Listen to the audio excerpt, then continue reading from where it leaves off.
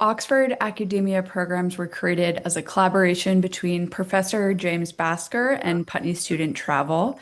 And our philosophy is really rooted in a commitment to outstanding academic excellence, access to superior educators, industry leaders, and renowned experts, individualized student support, and exceptional residential life. Um, and if we go to the next slide, I'll just tell you a little bit about the history of Putney. So, Putney Student Travel was founded by my grandparents, who you'll see pictured there, George and Kitty Shumlin, back in 1951. We are a family-run organization, and my sister Olivia and I, who you can see here, we represent the third generation of Shumlin family co-directors, and this summer is a really exciting one as we are headed into our 75th summer, our 75th anniversary. So for 75 years, Putney has been a leader in student education, offering innovative summer programs that take middle and high school students around the world for genuine immersion in local cultures and communities and various areas of interest and various focus areas. And so our grandfather George was a teacher and a World War II vet. And Kitty, our grandmother, who's Dutch, grew up in occupied Holland, and she was also an educator. And the two of them met when George was traveling one summer during his late education on the GI Bill after World War II. They fell in love on a ship crossing. And then in 1951, they were both high school teachers, and they had this very radical idea at the time to bring a group of young students over to Western Europe for the summer. And the whole idea behind this initial voyage was very much a response to a post-conflict world. And they really saw it as the way to help build common ground and develop thoughtful, well-rounded young leaders. So our grandparents traveled to Europe by steamship, because this was before commercial air travel, with 16 students in tow, and it took over 10 days to get there by ship, 10 days to get back. They occasionally sent word home to families via Western Union Telegram, and that was the original Putney trip. And they really believed and quickly found true that by ushering students outside of their comfort zones, unifying people from all over the world through face-to-face interaction, and giving students the opportunity to grow and learn and collaborate across lines of difference, all while keeping them safe, it would have a transformative impact on generations and ultimately help contribute to a more peaceful society. And this foundational mission has grown significantly, particularly in the time that we find ourselves today. And so, under the leadership of my grandparents, and then several decades under leadership of our dad and uncle, that mission expanded through various types of programs all over the world, including academic programs at universities in Oxford and Paris, and more. And those ran for many decades under the Putney Pre-College name. I actually did one in Paris when I was back in high school.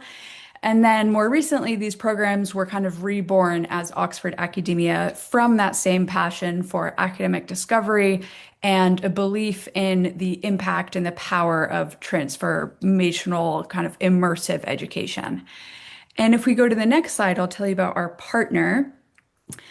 So in addition to being Oxford Academia's co-founder and academic director, Professor James Basker is an esteemed scholar and educational leader. He has taught at Oxford, Harvard, Cambridge, and more. He's been a professor at Barnard, Columbia for the past 30 years.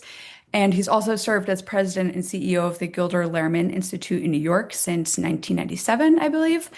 And so he went to Harvard for his undergrad and then got his master's at Cambridge. Then he went to Oxford for his doctorate on a Rhodes Scholarship. And it was in Oxford where the magic really came to life for him. And so about a half a century ago, he pioneered what really was the original high school academic summer program at Oxford and then later Cambridge. And that original program that he founded back in the 1980s called Oxbridge, he ran for a number of years to much success. And then after some time, it was just taking up so much of his time away from all of his other roles that he transferred ownership to an outside, kind of much bigger organization. And he hasn't had any involvement in those programs for a number of years. But then sometime after that, he was really yearning for that original mission and for working with high school students. And so he came to us at Putney, and together we created Oxford Academia programs, bringing together kind of the best of our two original founding missions. He himself is a former Rhodes Scholar, and for nearly 40 years, he's served on the board of the Association of American Rhodes Scholars, where he helps select and mentor Rhodes Scholars.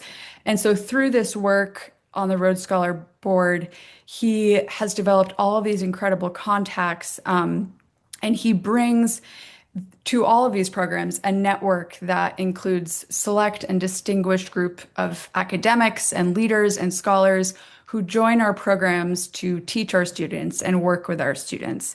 And he really has this extraordinary network of contacts of academics all over the world that contribute to our programs. So, for example, our great privilege of being at the American University of Paris for our Paris program, which we'll tell you a bit about. That all came to be because the president of AUP was one of those former Rhodes Scholars who Jim had mentored. And then this summer, we will be at Corpus Christi College in Oxford for our Oxford programs. We'll be the only program there. And we'll tell you more about that, but it's really, really exciting. And that came to be because Jim has really close relationships there and with the president of Corpus Christi. So he really brings this kind of unparalleled academic excellence and this academic experience to the academia programs and this access to outstanding scholars and experts, and students get to share those through his connections. And that's really what sets us apart from other summer programs. And I'll now turn it over to Josh to talk more about Oxford and Paris. Thanks, Becca. So, when it comes to Oxford, the philosophy that we live by is to fully immerse students in the rich Oxfordian culture, tradition, and the history that exists at the University of Oxford, known for being one of the world's oldest and most prestigious historic universities. A little bit of background on the University of Oxford. It's not one institution per se, as a lot of people often think it is. It's actually composed of 39 individual constituent colleges who each operate as their own independent institution within the broader University of Oxford.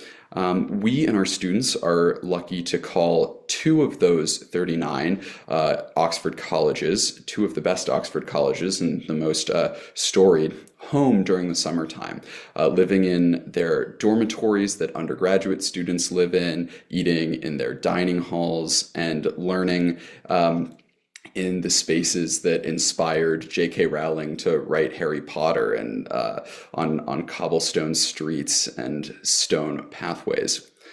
So we get to stay at Corpus Christi College, as Becca mentioned, and University College, Corpus and Univ, as the undergraduates call them.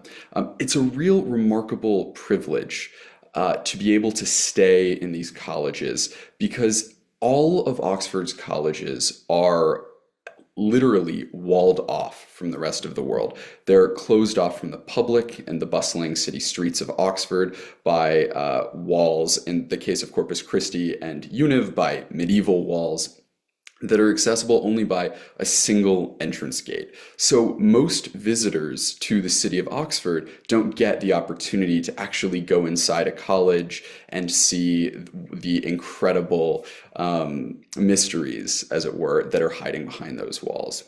A little bit about Univ. It claims to be the first Oxford college.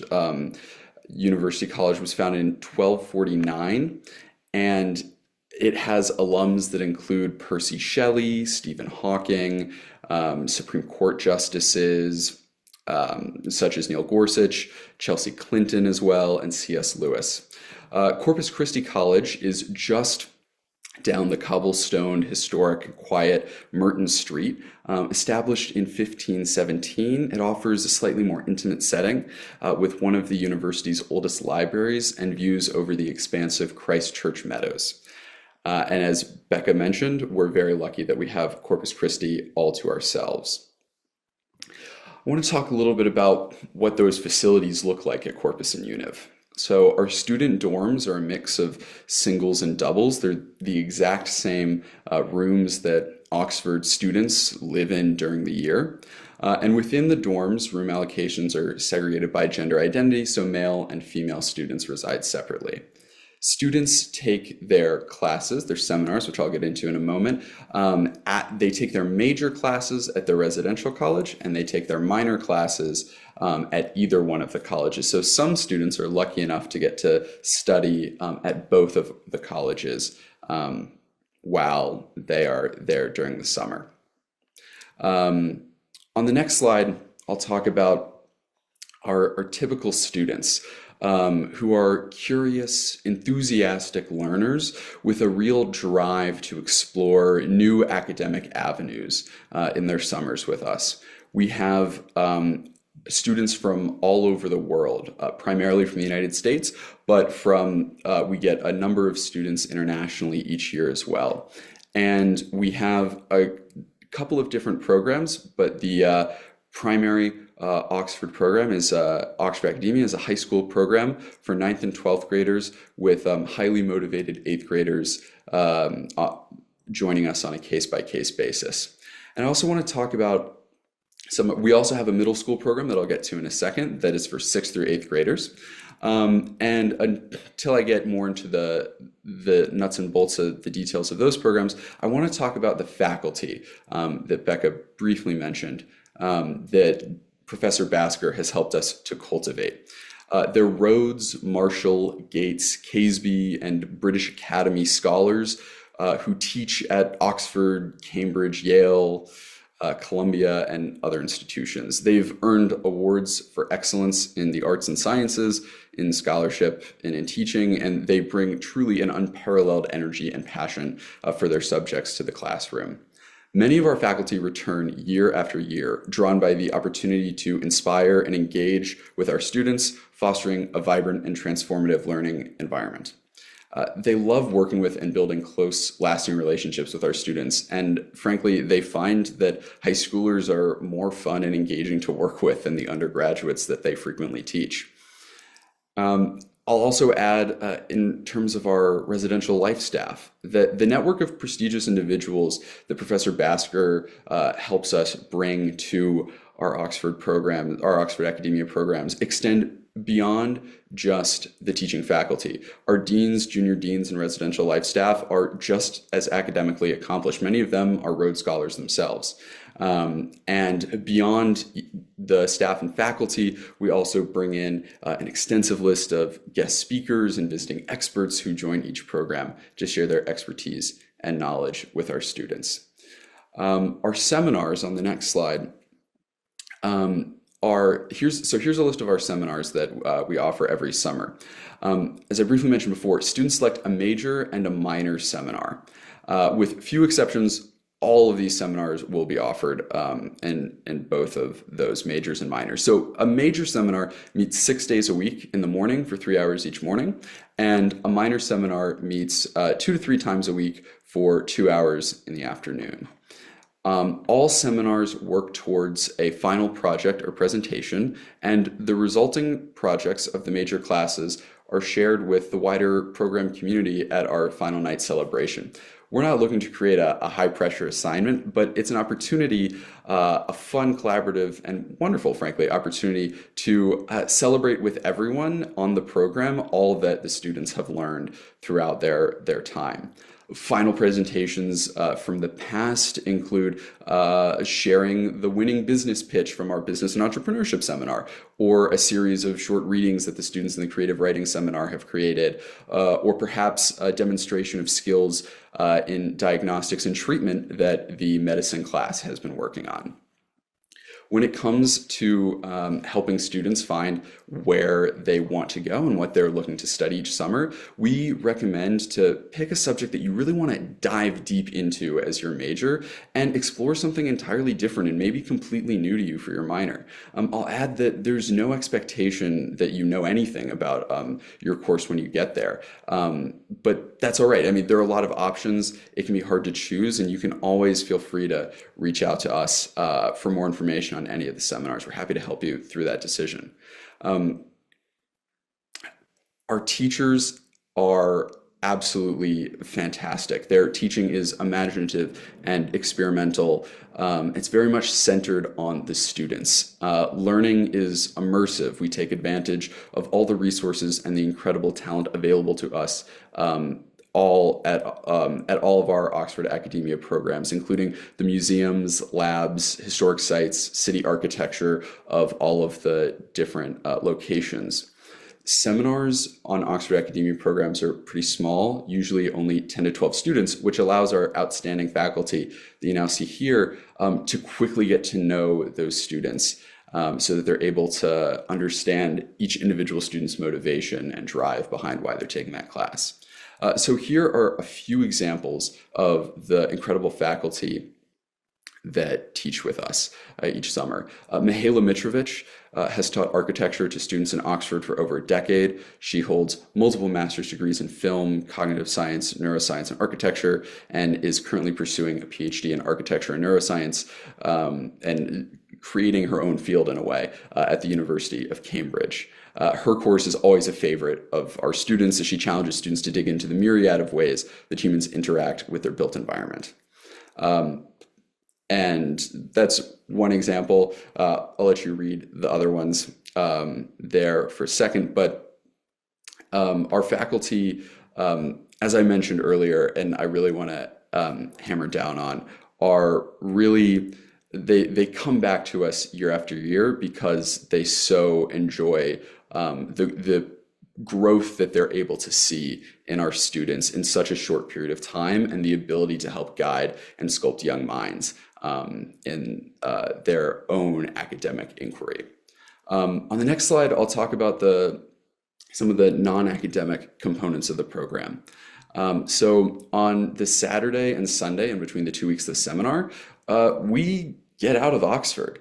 Oxford can be fun, but this is also an opportunity for students to explore a little bit deeper, get to know their peers, faculty, and staff, and get a chance to get out of the city, really. So we have chartered buses that take students to Shakespeare's birth and burial place in Stratford-upon-Avon, followed by dinner and a theater performance at the Royal Shakespeare Company.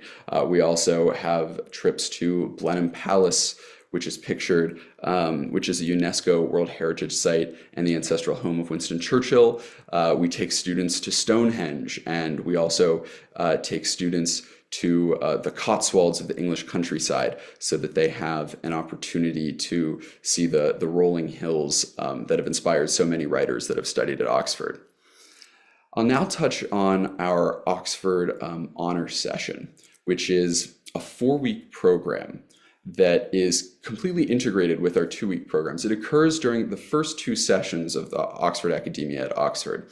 The difference with the honor session is that students take one major for the entire 4 weeks, allowing them to explore a greater depth of inquiry in that class, as well as develop even more meaningful connections with their classmates and their instructors. They take 2 different minors throughout the program so that they still get to dip their toe into multiple different academic disciplines.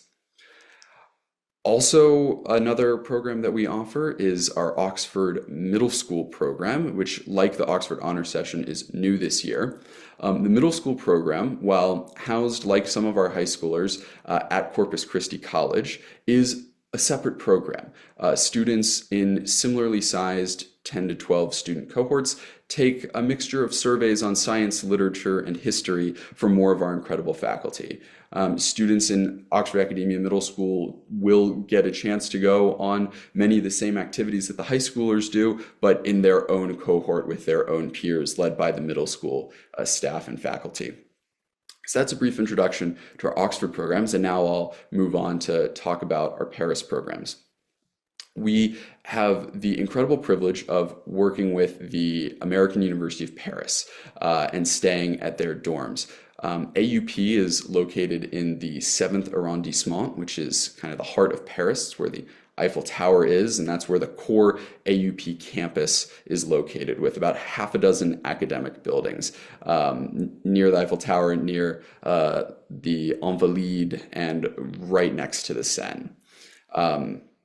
And on the next slide, I'll talk about a little bit about how that works with where we stay.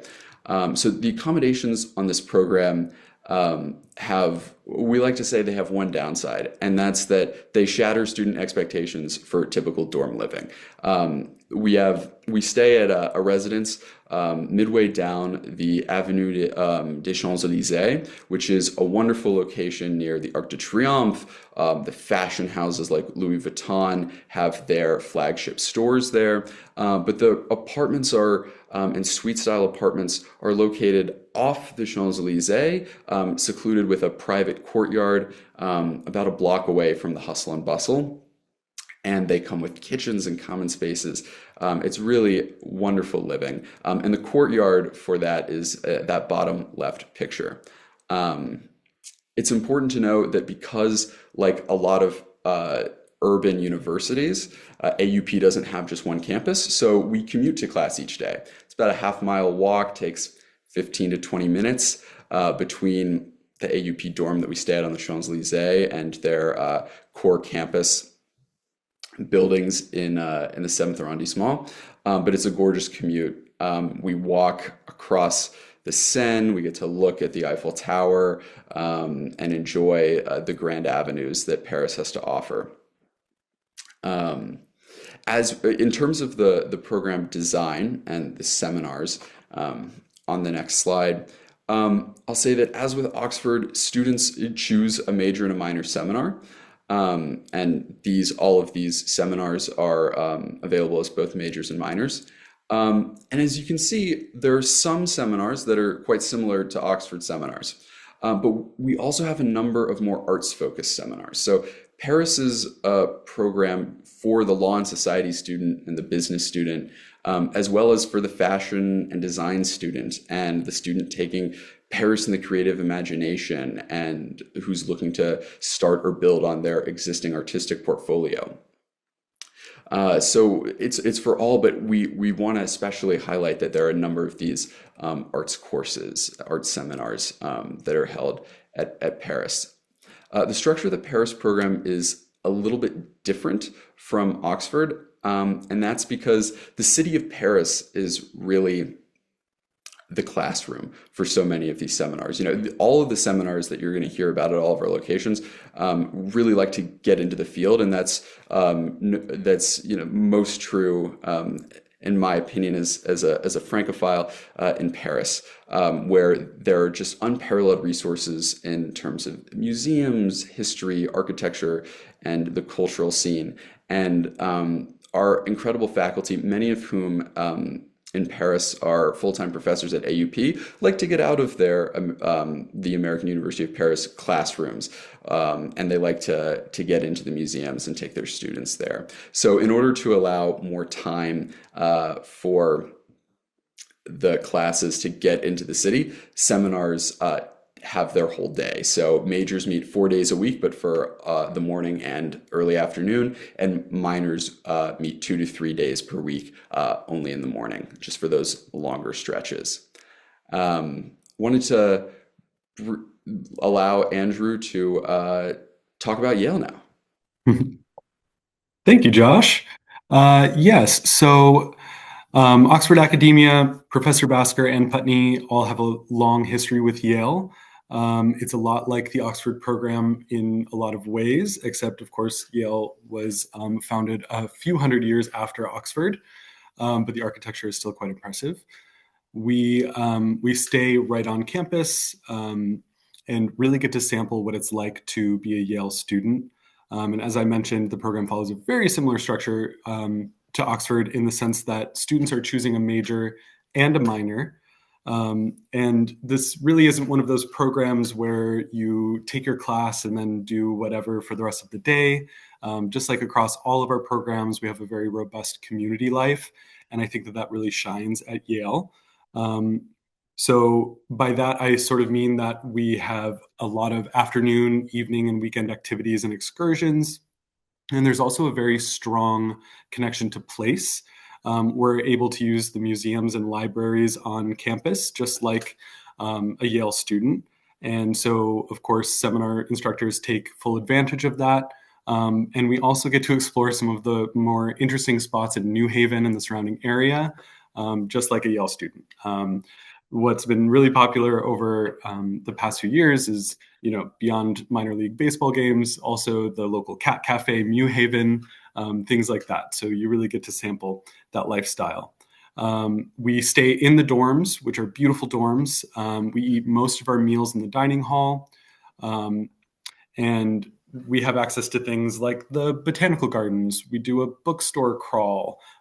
We visit the nearby beach and parks. And we have access to the Yale athletic facilities as well. So for those who like tennis and basketball, there's a lot of options, but there's a lot within walking distance. So on a typical day after dinner in the dining hall, faculty and staff will lead those evening activities. And so, the faculty are also part of those activities. So the students that I mentioned who were enjoying the minor league baseball games were part of the sports business and probability and statistics seminars. So it's really not even just about entertaining ourselves. It's about adding context to what we're learning. And a lot of those museums host special events in the evening. We've done nighttime basketball games, things like that. So if we go to the next slide, I'll talk a bit about the seminars. So I really want to point out two new seminars this year, being the college composition, writing and research class, and also the media literacy and communications. I think those are really good new options for those students who are taking this program to sample what life is like at a university. So as I mentioned, this follows a similar structure to Oxford. It really mirrors the schedule. Major seminars are meeting for 3 hours in the morning, 6 days a week, and minors for 2 or 3 afternoons a week. And these seminars are taking place in the classrooms that are located close to the Yale residence, but will also get out and about around the campus, as I mentioned. And if you go to the next slide, I will talk about Siena, which is a lot like the Paris program in the sense that the city is really our classroom. So because the University of Siena was founded in 1240, we really don't have dorm rooms there. They're really not a thing. So we do stay in a small family hotel that we have a very good relationship with. It's actually like the best spot in town in the sense that it's very centrally located to the Piazza del Campo, if you know a bit about Siena and how important that is. So Siena is a medieval walled city, and the wall is still standing. So we're very encapsulated in a good way. There's a very dense and rich cultural life there. There's about 13 contrade or contrada that all sort of come to a point in the Piazza del Campo, sort of where our accommodations are. And we're actually technically in the contrada of the civetta or the owl. And past students have really taken that on as an identity, which is a lot of fun. So in that richness too, for those 2 weeks, students are actually Siena students. They have student cards and all of that. We eat at the Mensa in Sant'Agata, and we're able to go to classrooms and museums. I always think of one of our instructors, David Walthall, who teaches our history of art and architecture. He's been in Siena since 2001, and he lives and breathes it. And he knows every nook and cranny and archive. So you really get to see some fantastic things, like just off the top of my head, the ledgers from medieval times that are bound in wood and animal skins. It's fascinating. And if you go to the next slide, the seminars. So new this year, what I really want to point out is this Archaeology and Ancient Tuscany seminar. We're really excited about it. Just how we're geographically placed in Siena, we're very, very close to a place called San Casciano dei Bagni, where there's been some very recent uncoverings of artifacts. And one of our contacts is pretty close to the person running that site. So we'll, just for example, be able to do a lot of our learning within the walls of Siena, but we will also get out and visit actual current digs.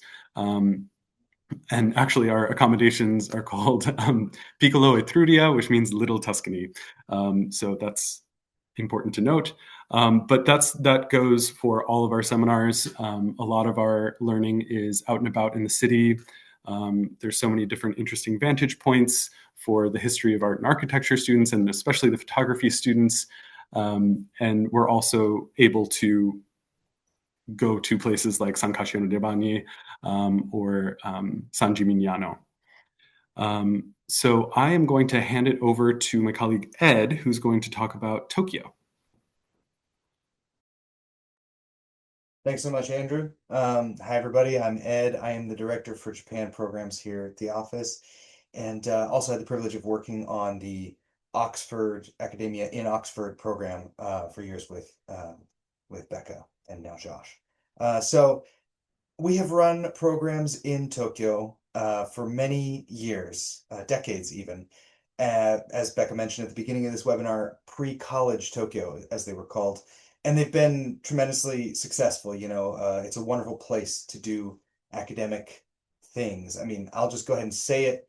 No offense to these nice European destinations, but I believe Tokyo is hands down the best city in the modern world. And yeah, I said it. And I want to tell you about why, and also what we did to bring this in line with sort of the structure and standards of Oxford academia, as opposed to how it had existed as a pre-college model. So the most exciting part of that was a partner, a university partner. As you've seen, all of these programs have partnered with top world-class learning institutions. And so what we've created for this year is a partnership with Temple University, Japan. You might be familiar already with Temple University as a Philadelphia, a really storied, a wonderful university in Philly that has a really long history, and they have been in Japan with a campus in Tokyo since 1982. That's a part you might not know. They are the only US-based university that is recognized by the the Japanese Ministry of Education. So it really works in this wonderful way where Japanese people who want to work in international industries, they need excellent immersive English as a part of their curriculum. They go to Temple in Tokyo. And then Americans who are interested in living in Tokyo but still earning an American bachelor's degree, which is pretty essential. You can do, say, a semester abroad at Todai or Toyo University, but it's towards Japanese requirements, Japanese subjects, all these things that are very different and hard to apply back home to an American bachelor's degree. So this is the best of both worlds. Temple, just a few quick facts. They are this really multicultural place where about 40% of their undergrads are American students, and 30% are Japanese. And the other 30% are other nationalities. So it's a really incredible melting pot, which, if you know anything about Japan, is an incredibly rare thing as a monoculture, an island that is known for being, sort of very much Japan and Japanese only for the most part. This is one of these few places, especially in a metropolitan place like Tokyo, where you spend every single day in part of a very diverse cohort. And that's true for the faculty too, as it's almost exactly even 30-30-30. American, 30% American, 30% Japanese, 30% other nationalities. So they have graduate programs, undergraduate programs, things that overlap really, really nicely with what we were already bringing to students in Tokyo. Let's go ahead and move to the next slide. And I'll kind of show you some photos from our past programs, talk about what they mean and how they're going to intersect with what we're going to do at Temple. So these are photos from, I believe they're all from last year, so very recent. They'll highlight a couple of things. I think, it's a given that we're going to go to Nakamichidori and Sensoji and Meiji Jingu, these really famous landmarks. So like in the upper left, we're going to see the things you expect to see going all the way to Japan to visit them. There's a lot of cultural uh, um, immersion in this program. And then we do that with something called a shared minor or a shared foundation program. This means that everyone who comes on this program, whether they're a business major or a photo major or a Japanese language major, everybody's going to get exposure to some basic Japanese language, some Japanese cultural, tent poles, the really important things to know if you're going to be a student abroad in Tokyo. We're going to do all those things as a group. So you don't choose a minor in this program, you just choose a major. And when we're speaking of majors, we've got the fashion seminar where you go visit, kimono shops that are older than the United States of America. You can learn sashiko stitching and indigo dyeing. If you're doing photography, you'll be out in the field a lot, but we are now going to take advantage of Temple University's facilities to come back and do that post-processing, that editing in Temple facilities, which, this also is a really great opportunity because Temple not only offers photography, they also offer a really excellent fine arts program that dovetails with anime and illustration, which you'll see there on the screen. They have a great business program, a law program. Japanese language is a really popular thing that American students go to Temple, Japan to study. They do have a photography program, as I mentioned.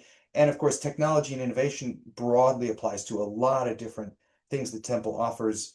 Temple staff are going to join the program as guests, lecturers, and help us sort of get acquainted with what student life looks like and what generally being a student abroad in Japan is like. So just to give you the picture of the day-to-day, we are staying in Temple University's brand new dorm in the Yoga neighborhood. So we are going to be actually probably the very first people to stay in it. They are all single rooms, completely climate controlled. Each one has its own individual bathroom. So it's really pretty luxe as far as Tokyo accommodations go. We are about 20-25 minutes. We have to get on a quick train ride to get to the campus. We'll use the campus facilities from there, meet with people from Temple University, and then kind of similar to, Siena and Paris, we do spend a huge amount of time why would you go all the way to Tokyo and not use the city as your classroom? We're going to do a lot of that. As you see in these photos, fashion photo, even just going to local places to sketch our designs or write down our thoughts. There is going to be a lot out and about in the city, which is, after all, wonderfully easy to do with the incredible metro loop line and public transit that we have to take advantage of in Tokyo. All right, so on the final slide for Tokyo, I just want to talk for a little bit about the final projects that these seminars work towards. You'll see this list, and the projects are the culminating thing at the very end of the program. And just like the other Oxford Academia programs, these students, get something together. They take something home, something they've worked hard on. And I think these have been incredible. I mean, I look through some of the slideshows, see the videos of presentations, things that students have done, like, trying to make an AI garbage sorting robot was one that I saw, or for technology and innovation, or a really, really compelling business pitch about bringing automated taxis to Tokyo, and another one that was about eliminating cars in Tokyo altogether. There's some really thoughtful stuff. These students inspire each other. They really take on the place as a part of their seminar. So Tokyo is an amazing experience. I hope you'll get in touch with me if you want to know more. But I'm going to move on to another exciting program in Spain. So we're going to go back across the globe to Europe. And, Barcelona is not just an amazing place to sightsee. Many of you may already know that it hosts one of the world's top business schools, the ESADE Business School, which is consistently ranked. I mean, like the Financial Times, Forbes, The Economist, QS World Rankings, it's always in the top 10 for decades of business schools. And we have so much consistent experience with hosting business seminars in Spain and in Barcelona specifically. And we know there's a huge amount of interest in business. We've decided to offer this intensive, which is a little bit different from our other programs. As you'll notice, it's called an intensive, and what that means for us here, everybody on this program is studying business. So we're all in a group that is, a one shared interest, and we are going to be taught by the faculty in one of the top business schools in the world. So ESADE faculty are going to join us and teach our students about all kinds of business stuff. So this is really an amazing opportunity. We'll head to the next slide, and I'll talk about the accommodations and the kinds of work that students are going to do. ESADE was founded in 1958, and it's triple accredited, as they say, by Equus, AACSB, and AMBA. It has super famous alumni like the former mayor of Barcelona, the CEO of Johnson & Johnson, the CEO of Meridian Capital. This is big league stuff, and the regular faculty that teach for this school are going to be joining us in the classroom, which I think is very important. Students are going to do a huge amount of different components of what business means. Obviously, business is a huge umbrella of a subject. We're going to talk about entrepreneurship and pitching, right? There's a Shark Tank element of how to craft a proposal, how to make it compelling, how to take the feedback on it and refine it into something even better. But of course, we're also going to study the markets at large to identify those demands in the first place. We're going to talk about international, sort of global economic considerations, currency, markets. There's a lot of skills that go into this. I mean, there's just 4 listed on the screen here, but I think that list goes on and on, as you can probably extrapolate yourselves. Leadership, entrepreneurship, self-starting, the understanding of global markets, finance, etc. It's also, there's something of an X factor in the friendly competition of, as I said, sort of a Shark Tank component, that students work towards a final project, as they do on all Oxford academic programs. In this case, it is essentially their business pitch, and they pitch it at or against each other and take the feedback to refine it. I think it adds a really great component of public speaking, of having confidence, owning your concept, and also taking in the feedback of faculty and peers to further make it better and take it further. So it's a great jumping off point for people that know they're really interested in doing business in college and beyond. So I think that makes it a very special opportunity. Now, before I hand it back to Andrew for our final thoughts, I just wanted to talk generally and briefly about the outcomes of these programs, because I think we could talk all day about why one particular destination or program is exceptional. They are all wonderful, but I think it's really about the outcomes that we're looking for, the growth and the incredible inspiration that we see every summer that really keeps us going in these and is the reason that they have been so successful. It's about interrogating a subject, a career, a major at college for these students in one way. And you do get a really unique access to, people who do this for a living, people who teach this to university students every year, year in, year out. But more than that, I've met with the students personally when I visited the programs. I've talked to them post-program. I've read hundreds, maybe over 1,000 evaluations of Oxford programs. And it's really clear that what they leave with is more confidence, more independence, and they are more connected They've met peers that have strengthened, broadened their community as a scholar. As many of these very motivated, very academically minded students are already moving forward towards a career, towards a really incredible future. So, and the next slide, I think the key to that is the community that we build. Of course, these places are unique and exceptional. That's why we choose to go there. But what really makes the magic happen is the people that you're with on the program. And that's why we spend so much of our time and energy making sure that it's as incredible as it can be. These academic and motivated peers around you, they inspire you. I've seen it happen real time. The faculty, these connections go beyond the program in many cases. I've seen it happen. So building these connections goes beyond the program, and it sets students up for incredible things. Now, examples of this success, students of ours have gone on to some incredible institutions, incredible careers, as early as they may be. I love to note the fact that not just one, but multiple students who went on our Oxford Academia Oxford program have actually been accepted as undergrads at Oxford University.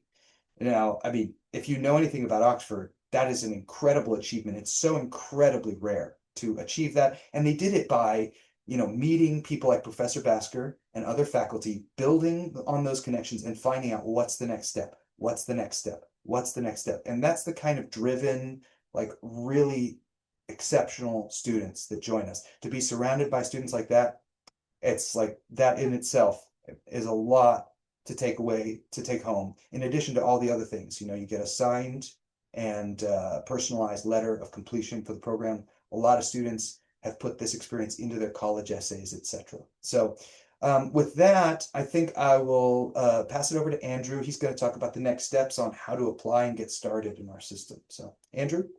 Thanks, Ed. Yeah, so the application is entirely online. You go onto our website and click apply.